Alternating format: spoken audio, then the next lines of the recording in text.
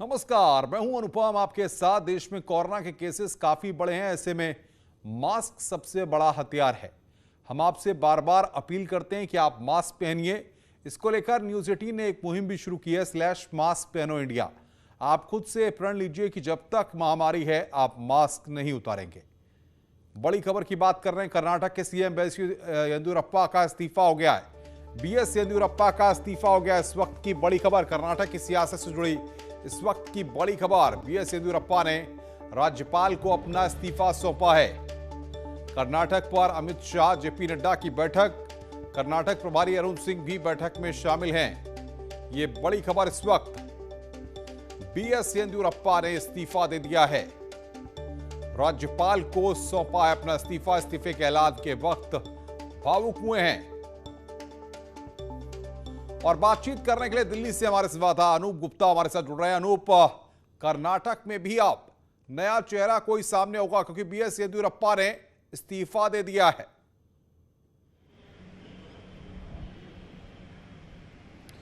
देखिए, बिल्कुल BS Yediyurappa BJP के वरिष्ठ नेता के तौर पर माने जाते हैं और बीजेपी अगर दक्षिण भारत पर अगर किसी राज्य में मुख्यमंत्री या सरकार बना पाई है तो वो कर्नाटक है। और उसका पूरी जो भूमिका रही है वो बीएस येदियुरप्पा की भूमिका रही है।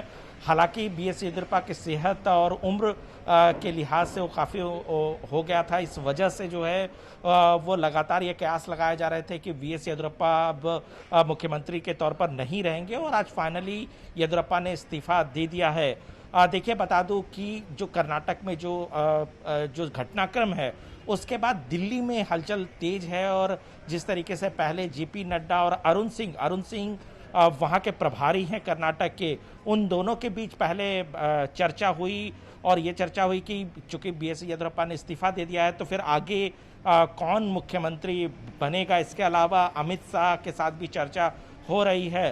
कहा यह जा रहा है कि पार्टी जल्द एक पर्यवेक्षक तय करेगी जो कर्नाटक जाकर के वहाँ विधायक दल की बैठक करेंगे, वहाँ एक सहमति बनाई जाएगी और उसके बाद मुख्यमंत्री कौन होगा, अगला मुख्यमंत्री कर्नाटक का, उस पर फैसला लेगी। लेकिन आपको बता दूं कि जिस तरह से कई नामों पर चर्चा है उसमें जो है वो प्रहलाद जोशी जो कि केंद्रीय मंत्री हैं उनके नाम की चर्चा है। इसके अलावा लक्ष्मण सवादी हैं, उनके नाम की चर्चा है। तो ये बहुत सारे नाम अभी चल रहे हैं। लेकिन आपको बता दूं कि बीजेपी पहले पर्यवेक्षक भेजेगी। आप नजर बना के रखिए, आगे भी हम आपसे अपडेट लेंगे। तो कई नामों पर फिलहाल चर्चा हो रही है। इधर कोविड कंट्रोल का योगी मॉडल काफी कारगर है। उत्तर प्रदेश के 11 जिले कोरोना से मुक्त हो गए। 53 जिलों में आज 0 केस हैं। 22 जिलों में सिंगल डिजिट में केस सामने हैं। प्रदेश में 24 घंटे में महज 33 केस सामने आए हैं। उत्तर प्रदेश में एक्टिव केस सिर्फ 857 हैं। अब तक नए 209 ऑक्सीजन प्लांट एक्टिव हैं। तो कोरोना का कंट्रोल करने का योगी मॉडल जो है वो काफी कारगर साबित हुआ है। 53 जिलों में आज 0 केस हैं। 22 जिलों में सिंगल डिजिट में केस हैं। ये हम आपको बता रहे हैं। प्रदेश में 24 घंटे में महज 33 केस सामने आए हैं। और बातचीत करने के लिए अनामिका सिंह हमारे साथ फोन लाइन पर जुड़ रही है। अनामिका, 24 घंटे में महज 33 केस सामने आए हैं कोरोना के। ये योगी मॉडल और लगातार प्रॉपर मॉनिटरिंग का ही असर है। बिल्कुल अनुपम, देखिए उत्तर प्रदेश जिस तरीके से बड़ा राज्य है, हालांकि सेकेंड वेव के बाद जिस तरीके से स्थितियां सुधार में आई हैं, अब हालात ये है कि उत्तर प्रदेश के 11 जिले कोरोना से पूर्णतः मुक्त हो चुके हैं। यानी कि इन जिलों में एक सप्ताह से कोई भी केस नहीं आया है। इसके अलावा 53 जिले ऐसे हैं जहां पर 0 केसेस आए हैं या सिंगल डिजिट में केसेस आ रहे हैं। यानी कि बहुत हद तक कोरोना से यूपी ने काबू पा लिया है। थर्ड वेव की तैयारियों को लेकर भी लगातार मॉनिटरिंग की जा रही है। नीकू बेड बनाए जा रहे हैं अलग अलग जिलों में, और ये भी प्रयास किया जा रहा है कि यूपी के पास ऑक्सीजन की कमी ना हो, लिहाजा खुद के ऑक्सीजन प्लांट लगाने के साथ साथ और भी अलग अलग तैयारी की जा रही है। यानी कि सेकेंड वेव से बहुत हद तक यूपी बाहर निकल आया है और बहुत सारे जिले ऐसे हैं जहां पर कोरोना का एक भी केस नहीं आ रहा है। हालांकि सरकार के सामने चिंता अब थर्ड वेव की है, लेकिन अभी भी सरकार का ये दावा है और ये मानना कि जो तैयारियां सरकार ने कर रखी हैं या की जा रही हैं, थर्ड वेव पर भी बहुत आसानी से यूपी काबू पा लेगा। अनुपम, बिल्कुल अनामिका, बहुत बहुत शुक्रिया आपका हमारे साथ जुड़ने के लिए और बातचीत करने के लिए। लखनऊ से खबर है, कोविड नियमों की धज्जियां उड़ाई गई हैं। वीकेंड कर्फ्यू का उल्लंघन किया गया है। इटौजा थाना में बार बालाओं के ठुमके लगाए गए हैं। डांस हुआ है वहां पर। सैकड़ों लोगों की भीड़ वहां पर उमड़ी हुई थी। इटौजा थाना के खानपुर गांव का एक पूरा मामला है। लखनऊ से एक खबर जहां पर कोविड नियमों की धज्जियां उड़ाई गई, वीकेंड कर्फ्यू का उल्लंघन किया गया वहां पर।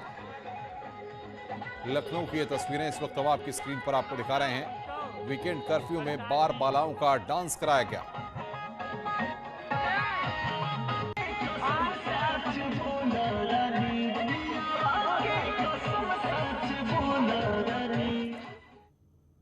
कोरोना की तीसरी लहर की संभावनाओं के बीच में मुरादाबाद में कोविड नियमों की नेता धज्जियां उड़ा रहे हैं। समाजवादी पार्टी के युवजन सभा के महानगर अध्यक्ष बनने पर जुलूस निकाला गया। वीकेंड कर्फ्यू के बावजूद मुरादाबाद पहुंचे अक्षय भटनागर के स्वागत में भारी भीड़ जुटाई गई। न मास्क न सोशल डिस्टेंसिंग, खुलेआम पूरे शहर में कई किलोमीटर लंबी यात्रा निकाली गई और जमकर कोविड गाइडलाइंस का उल्लंघन किया गया।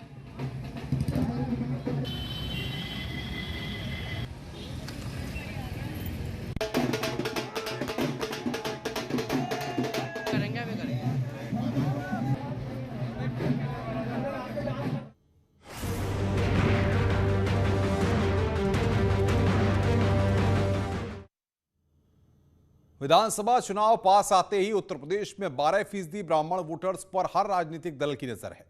आज प्रयागराज में बीएसपी का प्रबुद्ध वर्ग सम्मेलन है। बीएसपी महासचिव सतीश चंद्र मिश्रा सम्मेलन को संबोधित करेंगे। वहीं समाजवादी पार्टी भी 22 अगस्त से ब्राह्मण सम्मेलन आयोजित करेगी। सिद्धार्थनगर से समाजवादी पार्टी के ब्राह्मण सम्मेलन की शुरुआत होगी।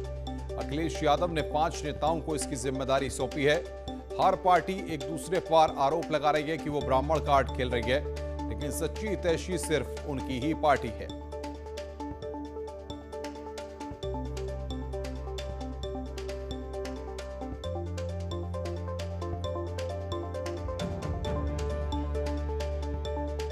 तो ब्राह्मण वोटर्स पर अब सबकी नजर है। 12% ब्राह्मण वोट बैंक को लेकर हर कोई एक दूसरे के पाले में सेंधमारी करने में जुटा हुआ है।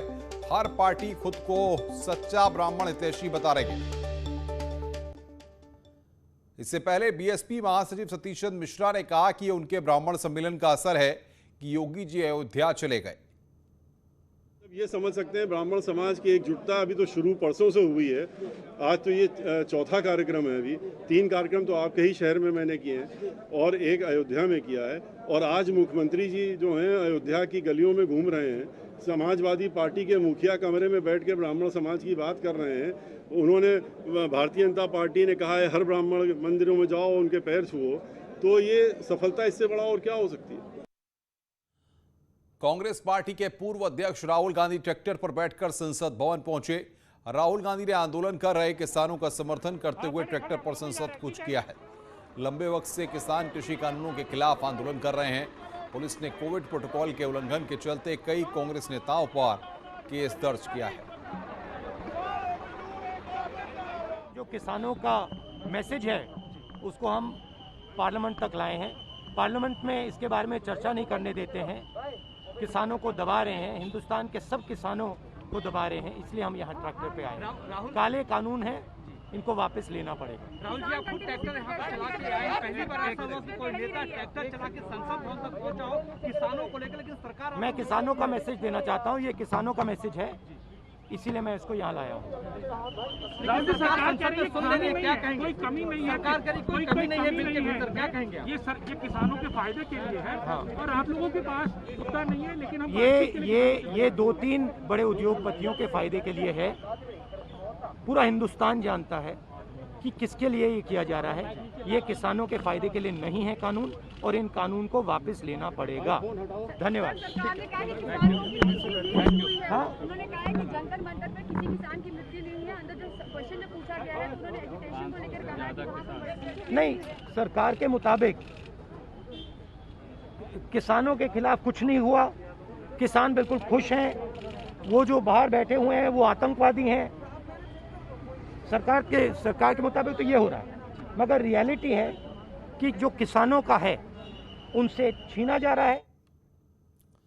और अब बात कर रहे हैं करगिल विजय दिवस की, जिसके मौके पर सीएम योगी आदित्यनाथ ने आज लखनऊ में शहीदों को श्रद्धांजलि दी। इस मौके पर सीएम ने संबोधित भी किया और करगिल के वीरों को नमन किया। भारत माता के महान सपूतों, वीर जवानों की सतर्कता, उनकी सजगता और मातृभूमि के लिए उनके समर्पण और अद्भुत बलिदान के कारण ही हम सब न केवल स्वाधीनता का अनुभव करते हैं बल्कि एक सुरक्षित माहौल में चैन की नींद भी व्यतीत करते हैं और चैन से अपना गुजर बसर भी करते हैं।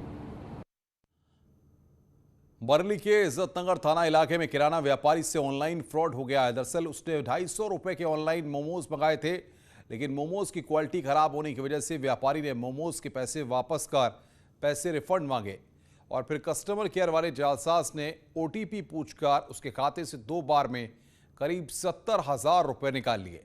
पीड़ित व्यापारी ने केस दर्ज कराया है।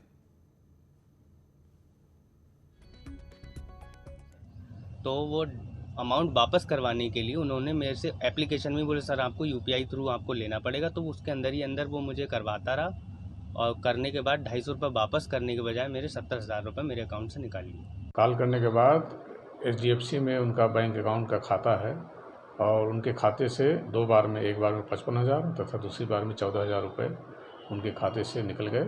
इस संबंध में उनसे तहरीर प्राप्त करके थाना इज्जतनगर में अभियोग पंजीकृत किया गया है तथा इसकी विवेचना की जा रही है। शीघ्र ही हम इसको जो है पता रसी करके जिस व्यक्ति के खाते में पैसा गया या जिसने करी है उसके विरुद्ध शीघ्र ही वैधानिक कार्रवाई करेंगे। सहारनपुर से 2 दिन पहले अगवा हुई नाबालिग लड़की को पुलिस ने अलीगढ़ से बरामद कर लिया है। किशनपुरा में रहने वाली इस नाबालिग को दिलशेर नाम का लड़का बहला फुसलाकर अगवा कर ले गया था। वहीं परिजनों की शिकायत के बाद पुलिस ने बच्ची को 24 घंटे के अंदर ही अलीगढ़ से बरामद कर लिया है। हिंदू जागरण मंच के कार्यकर्ताओं ने लव जिहाद का आरोप लगाते हुए कोतवाली का घेराव किया। संगठित गिरोह छोटी बच्चों का अपहरण करके और उनको धर्मांतरण और लव जिहाद में फंसा करके जो कार्य कर रहा है उसके विरोध में आज हम हिंदू जागरण मंच के कार्यकर्ता यहाँ थाने में आए हैं। ये थाना कोतवाली नगर का मामला है। ये परसों की घटना है। एक किशनपुरा मोहल्ले की एक लड़की थी जो गायब हो गई थी। बाद में उसके परिजनों ने उसके अपहरण का एक मामला थाना कोतवाली नगर में लिखाया था। लड़की की तलाश की गई तो लड़की जो अपहृता थी वो बरामद हो गई है और वो जिसके साथ गई थी उसको भी गिरफ्तार कर लिया गया है। लड़की के बयान आदि कार्रवाई की जा रही है। नेटवर्क 18 फेडरल बैंक संजीवनी गाड़ी देश में कोरोना प्रभावित इलाकों की यात्रा कर रही है। वैक्सीन को लेकर जागरूकता लाने में सहयोग देकर आप भी हमारी मदद कर सकते हैं। आपको दिखाते हैं आज संजीवनी गाड़ी किन इलाकों का दौरा कर रही है।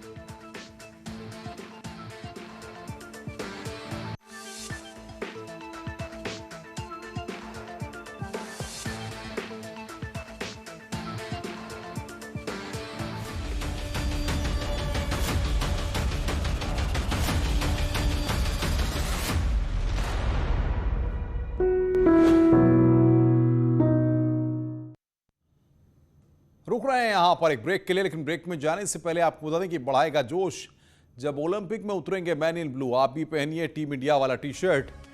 जानिए इसे जीतने का क्लू।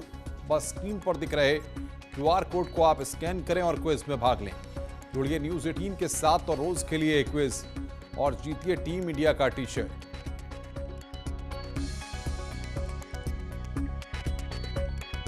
बस्ती में पुलिस ने 2 शातिर चोरों को किया गिरफ्तार। चोरों के पास से अवैध असलाह, कारतूस और 18 मोबाइल बरामद।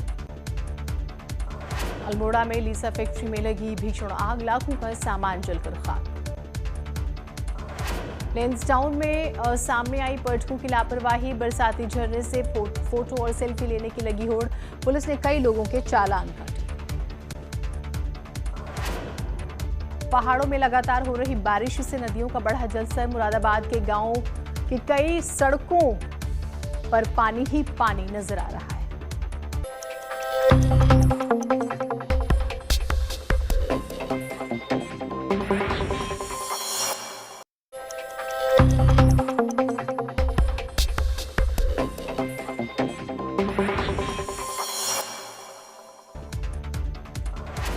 आज ही के दिन भारतीय सेना ने करगिल में पाकिस्तान को चटाई थी धूल। कारगिल विजय दिवस आज देश दे रहा है शहीदों को श्रद्धांजलि। सावन का पहला सोमवार आज शिवालयों में जल चढ़ाने के लिए लगी लंबी लाइन। उज्जैन में हुई महाकाल में हुई दिव्य भस्म आरती। काशी विश्वनाथ में कोविड प्रोटोकॉल के साथ मंदिर पहुंचे भक्त। मुख्यमंत्री योगी आदित्यनाथ ने रविवार को की हनुमानगढ़ी और रामलला के दर पर पूजा। राम मंदिर के विकास कार्यों की समीक्षा बैठक में हुए शामिल। मायावती के बाद ब्राह्मण सियासत पर अखिलेश यादव की एंट्री। 22 अगस्त से समाजवादी पार्टी सिद्धार्थनगर से शुरू करेगी ब्राह्मण सम्मेलन। 5 ब्राह्मण नेताओं के साथ 2022 चुनाव पर अखिलेश यादव का मंथन। कांग्रेस नेता प्रीतम सिंह आज संभालेंगे नेता प्रतिपक्ष का पद। इंदिरा हृदयेश के निधन के बाद से खाली था पद। गणेश गोदियाल कल संभालेंगे कांग्रेस प्रदेश अध्यक्ष का कार्यभार। अलीगढ़ शराब कांड के मुख्य आरोपी पर शिकंजा। अनिल चौधरी की 5 करोड़ से ज्यादा की संपत्ति जब्त। पुलिस का दावा अब तक 100 करोड़ के करीब की संपत्ति कुर्क। आगरा में मिट्टी में दबकर एक मजदूर की मौत हो गई। हादसे में एक महिला गंभीर रूप से घायल। थाना ताजगंज इलाके में यह हादसा हुआ। प्रतापगढ़ में दबंगों ने जमकर की फायरिंग। 2 युवकों को मारी गोली। दोनों घायल गंभीर हालत में अस्पताल में भर्ती। शामली में एक मंचले को लड़की ने जमकर पीट दिया। वीडियो सोशल मीडिया पर वायरल हो रहा है। सदर कोतवाली क्षेत्र का ये मामला। ग्रेटर नोएडा में पुलिस टीम को बड़ी कामयाबी। रेकी कर वाहन चोरी करने वाले वाहन चोर गिरोह का किया खुलासा। कब्जे से 4 गाड़ियां बरामद। इटावा में महिला की हत्या कर शव फेंकने के मामले का खुलासा। पुलिस ने आरोपी पति को किया गिरफ्तार। अवैध संबंधों की वजह से की थी महिला की हत्या। कानपुर में कॉलोनी में मिला युवक का शव। 22 तारीख से लापता था मृतक। कोहना थाना क्षेत्र की घटना। हरदोई में आपसी रंजिश में गला काटकर युवक ने की चचेरे भाई की हत्या। पुलिस ने शव को कब्जे में लेकर जांच शुरू की। सुल्तानपुर में एक युवक की चाकू से गोदकर युवक ने की हत्या। गांव के बाहर युवक का मिला शव। पुलिस जांच में जुटी। सीतापुर में चोरी का विरोध करने पर बदमाशों ने महिला की धारदार हथियार से की हत्या। एक बदमाश को ग्रामीणों ने पकड़कर उसको पीट दिया। जौनपुर में जमीनी विवाद में कलयुगी बेटे ने पिता की पीट कर की हत्या। पुलिस केस दर्ज कर आरोपी की तलाश में जुटी पुलिस। आगरा में शराब के बड़े कारोबार का खुलासा। एक ढाबे से हजारों लीटर केमिकल बरामद। थाना अछेनुरा इलाके का मामला। कासगंज में मामूली विवाद में 2 युवकों ने की फायरिंग। महिला समेत 10 लोग गोली लगने से घायल। कोतवाली ढोलना क्षेत्र की घटना। आगरा में जमीनी विवाद में फायरिंग। तमंचे से गोली चलाते वीडियो वायरल। पुलिस ने आरोपी को किया गिरफ्तार। बदायूं के कुंवरगांव थाना क्षेत्र में फायरिंग और पथराव का वीडियो सोशल मीडिया पर वायरल। पुलिस ने 3 लोगों को गिरफ्तार किया। पर इस वक्त अलीगढ़ से आ रही है, जहां पर हादसा हुआ है। बस ने ऑटो को टक्कर मारी है और 2 की मौत हुई है। 10 लोग घायल हुए हैं। लोधा था इलाके के अंदर यह हादसा हुआ है। अलीगढ़ में हादसे की खबर। लोधा इलाके में हादसा हुआ है। 2 की मौत हो गई है।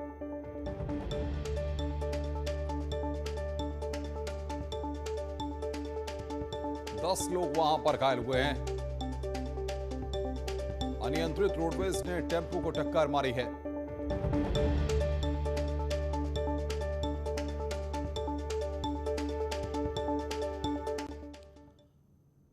देश भर में टीकाकरण को लेकर जागरूकता बढ़ाने के मकसद से शुरू की गई नेटवर्क 18 और फेडरल बैंक की मुहिम संजीवनी शॉर्ट ऑफ लाइफ पंजाब के अमृतसर जिले के गांव-गांव तक पहुंच रही है। इस मुहिम के तहत 5 गाड़ियां देश के उन 5 जिलों में पहुंची हैं जो कोरोना से सबसे ज्यादा प्रभावित हुए हैं, जहां हमारी टीम टीकाकरण की अहमियत और फायदों के बारे में बता रही है। ये मुहिम उस राज्य के लिए और भी ज्यादा जरूरी हो जाती है जहां लोग आज भी टीका लगवाने से झिझक रहे हैं। आइए देखते हैं ये रिपोर्ट।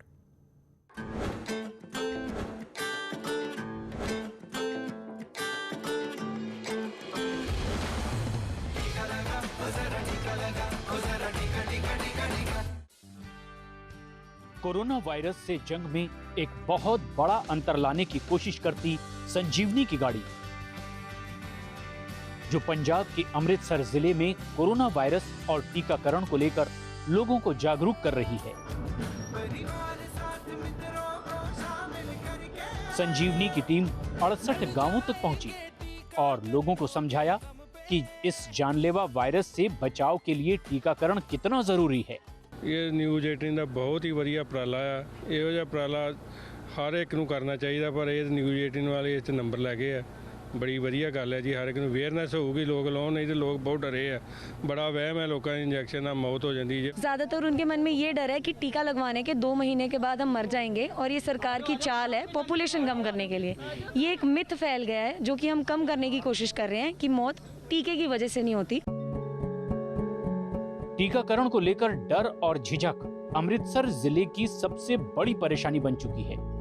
स्वास्थ्य विशेषज्ञों का कहना है कि पंजाब में कोरोना से मृत्यु दर 2.7% है, जो देश के किसी भी दूसरे राज्य से बहुत ज्यादा है। लेकिन अब जमीनी स्तर पर संजीवनी की टीम ये कोशिश कर रही है कि सभी भ्रम तोड़े जाएं और सही जानकारी के जरिए लोगों के मन में बैठे डर को खत्म किया जाए। मेरे मन ਦੇ ਵਿੱਚ ਪਹਿਲਾਂ ਵੀ ਕੋਈ ਡਰ ਨਹੀਂ, ਮੈਂ ਵੈਸੇ ਵੀ BSF 'ਚ ਨੌਕਰੀ ਕਰਕੇ ਆਇਆ ਹਾਂ। ਇਹਦੇ ਨਾਲ ਬਹੁਤ ਵਧੀਆ ਫਰਕ ਪਏਗਾ, ਲੋਕਾਂ ਨੂੰ ਜਾਗਰੂਕਤੀ ਪੈਦਾ ਹੋਊਗੀ। ਲੋਕ ਵੈਸੇ ਵੀ ਅਖਬਾਰਾਂ ਪੜ੍ਹਦੇ ਆ, ਟੀਵੀ ਦੇਖਦੇ ਆ, ਵੈਨ ਦੇ ਨਾਲ ਹੋਰ ਵੀ ਬੜਾ ਫਰਕ ਪੈ ਜਾਂਦਾ। ਲੋਕਾਂ ਨੂੰ ਪਤਾ ਲੱਗਦਾ ਵਾ ਕਿ ਹਾਂ ਵੀ ਵਾਕਿਆ ਹੀ ਜਿਹੜੇ ਗਵਰਨਮੈਂਟ ਕੋਈ ਕਰ ਰਹੀ है ਇਹਦਾ ਕੋਈ पढ़ाई है, कोई फायदा ही है। हमें कई गाँव से कॉल्स भी आते हैं कि आप दोबारा आएँ, आप जब आए थे हमारी डोजेस खत्म हो गई थी, और वो लोग भी कहते हैं आप हमारे घर पे विजिट करें, आप हमारे पास आएँ, हमें समझाएं, हमारे जो डर हैं, डाउट्स हैं वो ख़त्म करें, ताकि हमारे बड़े जो हैं वो भी टीका लगवाएं।